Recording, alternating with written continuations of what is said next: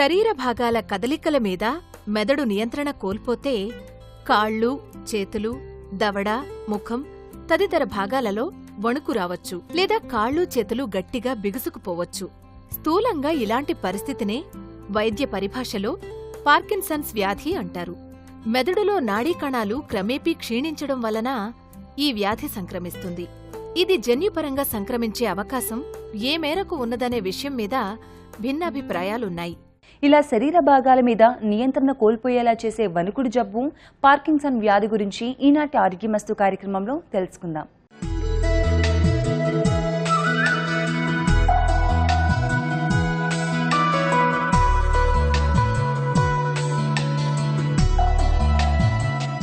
మన మెదడులోని సబ్స్టాన్షియా నిగ్రా అనే ప్రదేశంలో ఉండే నాడీ కణాలు క్రమంగా క్షీణించడమో, నిర్వీర్యం కావడమో జరగవచ్చు. దాని ఫలితంగా వచ్చేదే పార్కిన్సన్స్ వ్యాధి. ఈ నాడీ కణాలు మామూలుగా పనిచేస్తుంటే డోపమైన్ అనే రసాయనాన్ని ఉత్పత్తి చేస్తాయి. ఇది మెదడులోని సబ్స్టాన్షియా నిగ్రా అనే ప్రదేశానికి, కార్పస్ ట్రయాటమ్ అనే ప్రదేశానికి మధ్య సమాచార వారధిగా పనిచేస్తుంది. అప్పుడే మన కండరాల కదలికలో సమతుల్యత ఉంటుంది. కానీ ఈ డోపమైన్ ఉత్పత్తి లోపించినప్పుడు నాడుల పనితీరు అసాధారణంగా ఉంటుంది. అప్పుడు దేహభాగాల మీద నియంత్రణ ఉండదు. అయితే ఈ నాడీ కణాలు ఎందుకలా తయారవుతాయో, పార్కిన్సన్స్ వ్యాధి ఎందుకు వస్తుందో మాత్రం తెలియదు. అయితే రాన్రాను మనకందుతున్న ఆధారాలను బట్టి చూస్తే ఇది వంశపారంపర్యంగా వచ్చే అవకాశమున్నట్టు తెలుస్తోంది. చిన్నతనంలోనే పార్కిన్సన్స్ వ్యాధి సోకిన వారికి మాత్రం అది వంశపారంపర్యంగా వస్తున్నట్టు గుర్తించారు. వాతావరణంలోని విషాల వలన, దేహంలోని అంతర్గత విషాల వలన ఈ వ్యాధి వస్తుందనడానికి కూడా కొన్ని ఆధారాలు దొరికాయి. Manganese, carbon monoxide, carbon disulphide లాంటి కొన్ని రసాయనాలు, క్రిమి సంహారకాలు కారణం కావచ్చంటున్నారు. ఆక్సిడేషన్ను సైతం కారణంగా భావిస్తున్నారు. యాంటీ ఆక్సిడెంట్స్ ఈ నష్టాన్ని తగ్గిస్తాయనే అభిప్రాయం కూడా ఉంది. పార్కిన్సన్ వ్యాధి అనగా శరీరంలో కదలికల్లో మార్పు రావడం. అంటే ఏమిటి? చేతుల్లో ట్రెమర్, ఇట్లా చెయ్యి వణకడం, మనిషి కదలికలో మార్పులు రావడం, ముఖంలో కానీ ముఖ కవలికల్లో కానీ మార్పు రావడం జరుగుతూ ఉంటుంది. ఇది చూసినట్టునే ఆ వ్యక్తిలో తేడా ఉంది, ముందు మాదిరి లేడు మనం చెప్పవచ్చు. దీనికి కారణం మామూలుగా మెదడులో ఉండేటువంటి డోపమీన్ అనే ఒక ద్రవ పదార్థం ఉత్పత్తి, ఆ నిష్పత్తి తగ్గిన రావడం వల్ల అప్పుడు ఈ డోపమీన్ తగ్గిపోతుంది. అక్కడ అయిపోవడం వల్ల మెదడులో ఉండే ఎక్స్ట్రా పిరమిడల్ సిస్టమ్ అనే దాంట్లో మార్పులు వస్తాయి. అది బాగా అట్రఫీ అంటాం, ఉండాల్సిన సైజు కన్నా దాని పరిణామం తగ్గి ఈ పార్కిన్సన్ వ్యాధి అన్నది వస్తూ ఉంటుంది. ఇది కొంతవరకు వంశపారంపర్యంగా కూడా ఉండడానికి ఆస్కారం ఉంది. ఇప్పుడు ఇందులో ఎక్కువ శాతం ఒక 80 మందిలో ఎందుకు వచ్చింది మనం చెప్పలేము. కొంతమందిలో మొదలైంది అంతే చెప్పగలం. అయితే ఈ కారణం జనరల్గా ఏమిటంటే మన దేశంలో 50, 60, 55 ఆ ప్రాంతంలో మనుషులకు ఎక్కువ వస్తుంది. ఇందులో స్త్రీ పురుష భేదం పెద్ద లేదు. అదే కాకుండా ఈ మధ్యన వచ్చిన కొన్ని దీంట్లో ఇన్వెస్టిగేషన్లో ఏమి తేలిందంటే కొన్ని కాపర్, మ్యాంగనీస్ ఇలాంటి రసాయనాల దగ్గర కానీ ఎవరైతే వ్యక్తి కానీ పనిచేస్తూ ఉంటే సంవత్సరాలు కూడాది దాని ప్రభావం వల్ల కూడా కొంతమందికి వస్తుంది అని అంటారు. పార్కిన్సన్స్ వ్యాధి అనేది దీర్ఘకాల వ్యాధి. దీని లక్షణాలు మొదలైనప్పట్నుంచి క్రమంగా పరిస్థితిని బాగా క్షీణింపచేస్తాయి. కారణం నిర్దిష్టంగా తెలియదు. మందుల ద్వారా, సర్జరీ ద్వారా దీని లక్షణాలను కొంతమేరకు నిలువరించగలమే తప్ప దీన్ని పూర్తిగా తగ్గించడం సాధ్యమయ్యే పని కాదు. వ్యాధి లక్షణాలు కూడా ఒక్కొక్కరికి ఒక్కో రకంగా ఉండవచ్చు. ప్రధానంగా ఇది కదలికలకు సంబంధించిన వ్యాధి కాబట్టి ముందుగా బలహీనత, నడవటం కష్టంగా అనిపించడం, కండరాలు బిగుసుకుపోవడం లాంటి లక్షణాలు కనబడతాయి. కొంతమందిలో తల, చేతులు అదే పనిగా వణకడం కనిపిస్తుంది. పార్కిన్సన్ బారిన పడితే కాళ్ళు, చేతులు అప్రయత్నంగా వణుకుతుంటాయి. జబ్బు ముదిరే కొద్దీ నాలుక, పెదాలు కూడా వణకడం మొదలవుతుంది. శరీరం బిగుతుగా మారుతుంది. దీన్నే రిజిడిటీ అంటారు. ఆలోచనలు మందగిస్తాయి. రాన్రాను జ్ఞాపక శక్తి క్షీణిస్తుంది. తీవ్రమైన ఆందోళనకు గురవుతూ ఉంటారు. నిద్రలో మాట్లాడటం, నిద్రలో నడవడం, పక్కవారిని కొట్టడం వంటివి కూడా జరగవచ్చు. ఇలాంటి ప్రాథమిక లక్షణాలు పార్కిన్సన్స్ వ్యాధికి కారణమని అనుమానించినప్పుడు మందులు, థెరపీల ద్వారా చికిత్స చేయించుకోవడానికి అవకాశముంది. అయితే ఇవి మొదట్లో చూచాయిగా కనిపించి క్రమంగా పెరిగిపోతాయి. కదలికలు సరిగా లేకపోవడంతో పాటు ముఖంలో ఎలాంటి భావాలు పలకకపోవడం కూడా పార్కిన్సన్స్ వ్యాధి లక్షణం. పార్కిన్సన్ వ్యాధిలో ముఖ్యమైన లక్షణాలు 3: ట్రెమర్, ఏకైనీసియా, రిజిడిటీ. దీన్ని తర్జుమా మనం తెలుగులో కానీ చేసుకున్నట్టయితే ట్రెమర్ అంటే చేతులు వణకడం అండి, ఒక చేయి కానీ 2 చేతులు కానీ. రిజిడిటీ అంటే ఏమిటి? మామూలుగా ఇప్పుడు చెయ్యాల మనం ఆడించేటట్టయితే ఫ్రీగా ఫ్రీ ఫ్లో ఉండాలి. ఇదేది ఇట్లా ఇట్లా ఇట్లా అంటే టైట్గా అనిపిస్తుంది. ఆ వ్యక్తి ఉండే వాళ్ళకి చేసినటువంటి డాక్టర్కి, ఆ పరీక్ష చేసిన డాక్టర్కి తెలుస్తూ ఉంటుంది ఆ రిజిడిటీ అన్నది. దాన్ని కూడా ఇంకా చెప్పాలంటే ఇప్పుడు మనం ఏదైనా ఫ్రూట్స్, ముఖ్యంగా మ్యాంగో కానీ ఏదైనా ఫ్రూట్స్ కట్ చేయడానికి ఒక రకమైన క్లోజింగ్ నైఫ్ ఉంటుంది. ఆ నైఫ్ మనం ఒకసారి లాగితే పూర్తిగా రాదు, కొంచెం కొంచెం కొంచెం కొంచెం కొంచెం లాగాల్సి ఉంటుంది. మనం అందరం అది చూసుంటాం. ఆ క్లాస్ప్ నైఫ్ రిజిడిటీ అని ఒకటి ఉంటుంది. అట్లా నెమ్మది నెమ్మది ఒకేసారి రాదు. 3వది ఏమిటంటే ఏకైనీసియా, కదులుతున్నాడు కానీ చలనం తక్కువ ఉంటుంది. ఈ 3 ముఖ్యమైన లక్షణాలు. అదే కాకుండా ఇంకా కొన్ని ఇబ్బందులు కూడా ఉన్నాయి. ఇప్పుడు ఏ స్టేజ్లో ఇది వస్తుంది కానీ చెప్పలేం. కాకపోయినా ముఖ్యంగా ఏదైనా వస్తువులు పట్టుకునేటప్పుడు పడిపోవడం, కాఫీ లాంటిది పట్టుకోవడం సాధ్యం కాదు వాళ్ళకి. తాగడం అనేది చాలా ముఖ్యం. డ్రెస్ మీద కానీ పోసుకోవడం ఇలాంటి జరుగుతూ ఉంటుంది. ఇంకా ముఖ్యమైన దైనందిన జీవితంలో ఇబ్బంది ఎక్కడ వస్తుందంటే హ్యాండ్ రైటింగ్.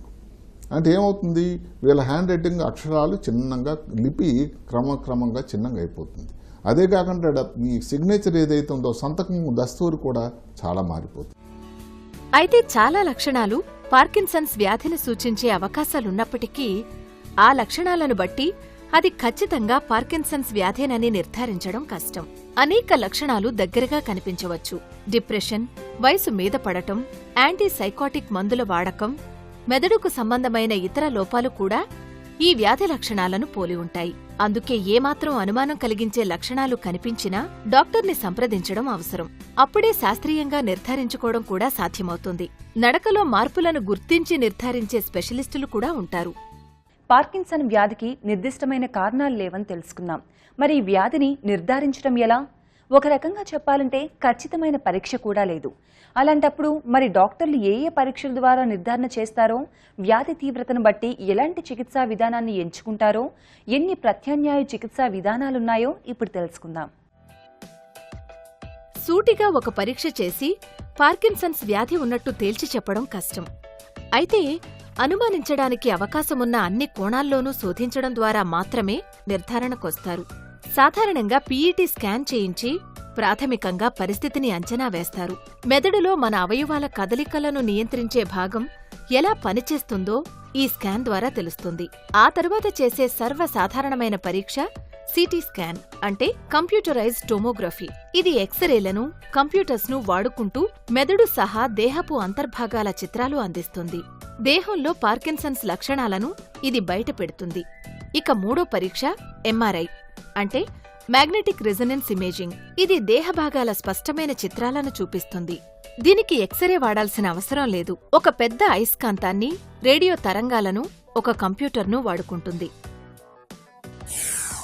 ముఖ్యమైనది ఫస్ట్ పరీక్ష ఏమిటంటే మ్యాన్ స్కాన్ అని ఒక మాట ఉందండి. మ్యాన్ స్కాన్ అంటే సస్పెషన్. చూసే డాక్టర్కి ఇదేమన్నా పార్కిన్సన్ వ్యాధి ఉందేమో అని ఒక అనుమానం కలగాలి. ఆ అనుమానం ఎప్పుడు వస్తుందంటే ఈ 4 ముందు చెప్పినటువంటి లక్షణాలు మనకు కానీ వచ్చినట్టయితే ఈ వ్యక్తిలో అది ఉన్నదేమో అని ఒక అనుమానం, స్పందన రావడం జరుగుతుంది. సిటీ స్కాన్ కానీ చేసినట్టయితే దానిలో పెద్ద మార్పులు ఈ పార్కిన్సన్ వ్యాధిలో కనబడవండి. కాబట్టి సిటీ స్కాన్ వల్ల పెద్ద ఉపయోగం నిజానికి లేదు. రెండోది తర్వాతది ఏమిటంటే ఎంఆర్ఐ బ్రెయిన్. ఎంఆర్ఐ బ్రెయిన్లో కొన్ని మార్పులు అంటే ఏమిటి, ఎక్కడైతే మనం చెప్పుకున్నామో basal ganglia, extra pyramidal system అని ఉన్నదో అక్కడ ఉండాల్సిన ఉనికి చోటులో 2 వైపులా ఉంటుంది సుమండి. అది కానీ ఉండాల్సిన దానికంటే అట్రఫీ అని ఒక మాట, ఉండాల్సిన దానికంటే సన్నబడిపోవడం కానీ, పీలగా అయిపోవడం కానీ ఎంఆర్ఐలో కానీ క్లియర్గా తెలిసినట్టయితే అది కూడా మనకి డయాగ్నోసిస్కి కొంత దోహదకారి అవుతుంది. కానీ దాని లిమిటేషన్ కూడా ఎంఆర్ఐలో ఉంది. ప్రస్తుతం అన్నిటికంటే ముఖ్యమైనది, చాలా ప్రశస్తమైనటువంటి పరీక్ష ఏమిటంటే PET scan, positron emission tomography. ఇది ఇప్పుడు మన రాష్ట్రంలో కూడా అవైలబిలిటీలో ఉంది. దీనివలన ఒక ఐసోటోప్ని ఇంజెక్ట్ చేస్తారు శరీరం లోపలికి, రక్తం లోపలికి. ఆ ఐసోటోపు అన్ని చోట్ల కూడా ప్రయాణిస్తూ మెదడు లోపల ఎక్కడైతే మనం మాట్లాడుకున్నామో ఈ డోపమైన్ పదార్థాన్ని ఉత్పత్తి చేసే స్థలం basal ganglia, extra pyramidal system అని ఏదైతే ఉందో దానిలో కేంద్రీకృతం అవుతుంది. పార్కిన్సన్స్ వ్యాధిని నిర్ధారించుకోవడం ఒక ఎత్తు. దానికి చికిత్స చేయించడం మరో ఎత్తు. నిజం చెప్పాలంటే పార్కిన్సన్స్ వ్యాధిని నయం చేయడం కుదరదు. అయితే చికిత్స ద్వారా కొంతమేర అదుపులో ఉంచడం మాత్రమే సాధ్యమవుతుంది. వ్యాధి బారిన పడిన వారిని ఇంటి దగ్గర జాగ్రత్తగా చూసుకోవడం చాలా ముఖ్యం. ఇక మందుల విషయానికొస్తే వ్యాధి లక్షణాల తీవ్రతను తగ్గించడానికి చాలా వరకు మందులు ఉపయోగపడతాయి. కొన్ని సందర్భాలలో సర్జరీ కూడా కొంత ఫలితాన్నిస్తుంది. మందులు, సర్జరీ కాకుండా ఇతర ప్రత్యామ్నాయ విధానాల ద్వారా కూడా పార్కిన్సన్స్ వ్యాధికి చికిత్స చేయవచ్చు. కొన్ని రకాల రిలాక్సేషన్ టెక్నిక్స్ ని వాడుకోవడం చూడవచ్చు.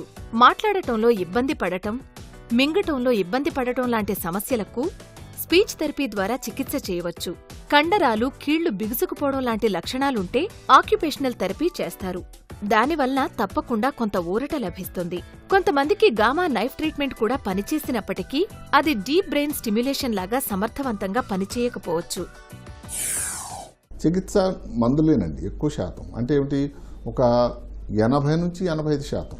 ఈ తీవ్రత అన్నది మనం ఏ స్టేజ్లో పేషెంట్ని చూసాము అనేది. ఇప్పుడు కొంతమంది నాకు 5 సంవత్సరాల నుంచి ఇబ్బంది ఉంది, 10 సంవత్సరాల నుంచి ఇబ్బంది ఉంది చెప్పడం ఉంది. లేదండి గత 1-2 నెలలు అయినప్పటి నుంచి కూడా మొదలైందని చెప్పడం ఉంది. దాన్ని బట్టి ఏ రకం మందు అని దానికి ముఖ్యంగా వాడేటువంటి ఒక 4-5 చాలా మంచి మందులు ఉన్నాయి.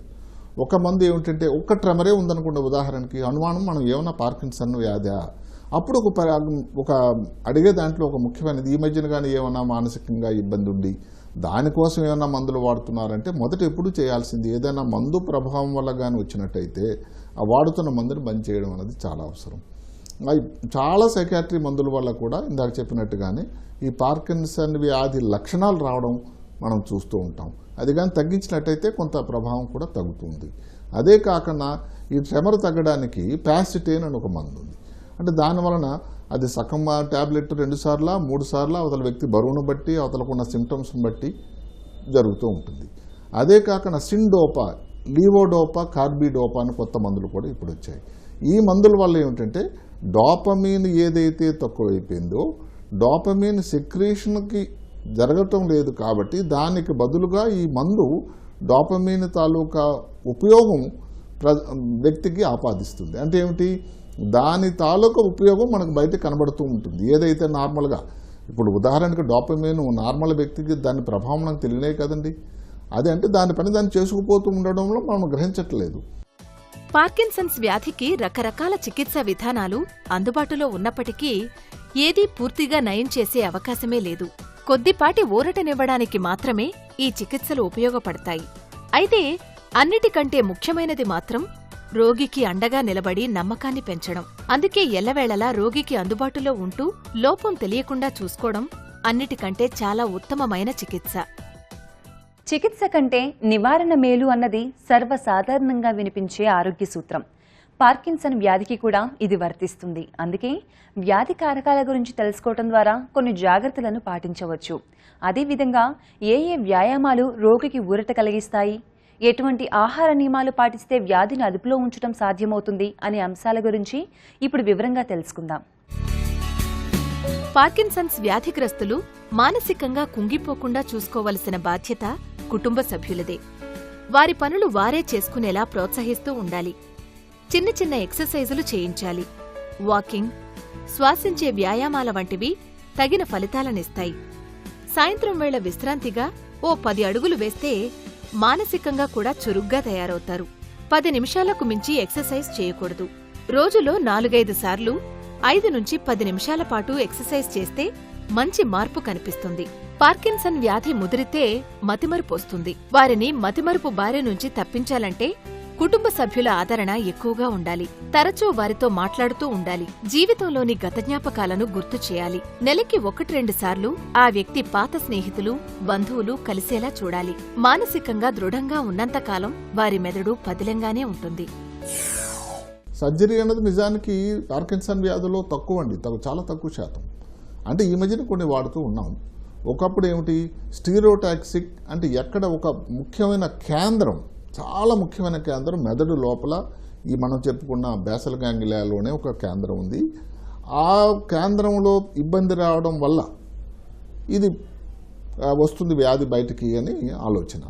ఆ కేంద్రం మీద ఒక ప్రోబ్, స్టీరియోటాక్టిక్ అంటే చాలా స్పెసిఫిక్గా కానీ లోపలికి అంటే బ్రెయిన్ ఓపెన్ చేయకుండానే ఒక చిన్న రంధ్రం ద్వారా ఆ ప్రోబ్ని పంపించి దాన్ని డిస్ట్రాయ్ చేసినట్టయితే ఈ కదలిక అసలు టేబుల్ మీదే ఆగిపోవడం కూడా జరుగుతూ ఉంటుంది. అది కూడా ఈ సర్జరీ అన్నది దేన్ని బట్టి ఆధారపడి ఉంటుందంటే 2-3 విషయాలు ఉన్నాయి. ఉదాహరణకి 2 పక్కల ఉందనుకోండి ట్రెమర్, దానివల్ల పెద్ద సర్జరీ వల్ల ఉపయోగం కూడా లేదు. ఒక పక్కన ఉన్నట్టయితే దాని రికవర్ అనేది చాలా బాగుంటుంది. అలాగే షుగర్ వ్యాధి ఉందనుకోండి, వాళ్ళలో కూడా మంచి ఉపయోగం రాదు. ఆహారపరంగా కూడా పార్కిన్సన్స్ వ్యాధిగ్రస్తుల విషయంలో జాగ్రత్తలు అవసరం. సహజ సిద్ధంగా నికోటిన్ ఉండే పచ్చిమిర్చి, క్యాప్సికం, టమాటా, బంగాళదుంప వంటివి తరచుగా తినేవాళ్లలో ఈ వ్యాధి ముప్పు 3వ వంతు తగ్గుతున్నట్టు అధ్యయనాల్లో వెల్లడైంది. పొగాకు వినియోగానికి పార్కిన్సన్స్ ముప్పు తగ్గడానికి సంబంధం ఉన్నట్టు కూడా గతంలో బయటపడింది. పొగాకులోని నికోటిన్ దీనికి దోహదం చేస్తుండవచ్చునని భావిస్తున్నారు.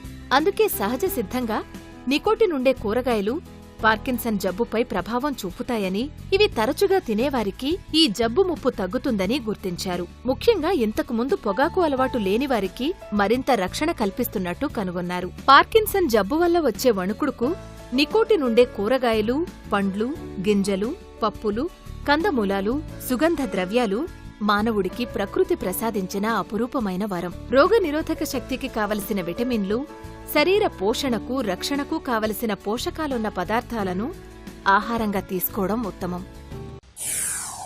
ఆహారానికి నిజంగా పెద్ద శాస్త్రంలో ఏమిటంటే దానికి దీనివల్ల వచ్చిందని దానికి మనకు నిర్దిష్టమైనటువంటి ప్రూఫ్ అయితే లేదండి. అయితే ఏమిటి, డెఫినెట్గా కొన్ని పొగాకు అన్నది దాని గురించి ఈ మధ్యనే కొంత అవగాహన వస్తూ ఉంది. ఏమన్నా పొగాకు వల్ల కూడా ఈ డీజనరేషన్ అనేది తొందరగా వస్తుందా అంటే 100 మంది పొగాకు తాగిన వాళ్ళు 100 మంది పొగాకు తాగిన వాళ్ళు వచ్చినట్టయితే పొగాకు తాగిన వాళ్ళలో ఈ ఇబ్బంది రావడానికి ఎక్కువ శాతం ఉంది అని ఈ మధ్యన కొన్ని పరిశోధనలో తేలింది.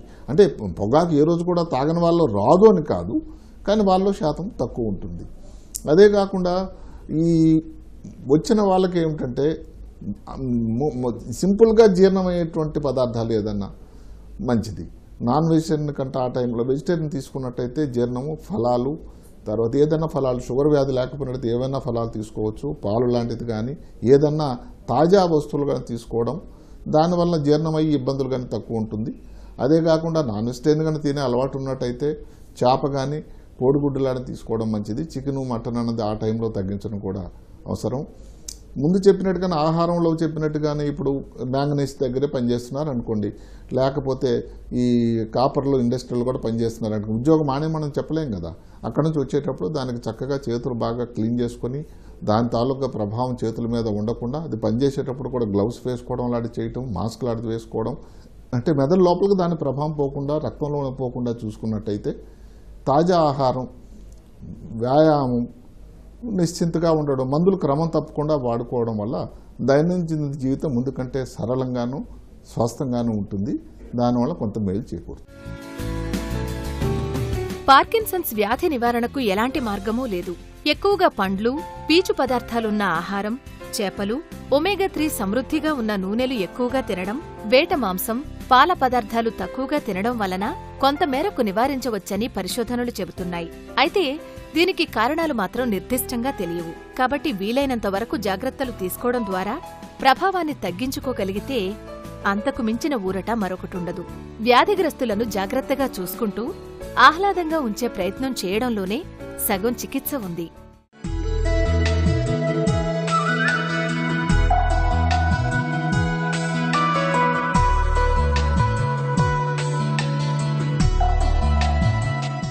ఆరోగ్యమస్తు కార్యక్రమాన్ని ఆన్లైన్లో చూడాలనుకునేవారు www.youtube.com/etvlifeindia అలాగే www.facebook.com/etvlifeindia అలాగే ట్విట్టర్లో చూడాలనుకునేవారు www.twitter.com/etvlifeindia అని టైప్ చేసి ఈ కార్యక్రమాన్ని చూడొచ్చు. ఈనాటి ఆరోగ్యమస్తు కార్యక్రమం చూశారు కదా. రేపటి ఆరోగ్యమస్తు కార్యక్రమంలో మరొక హెల్దీ టాపిక్తో మళ్ళీ కలుద్దాం. Stay healthy, be happy.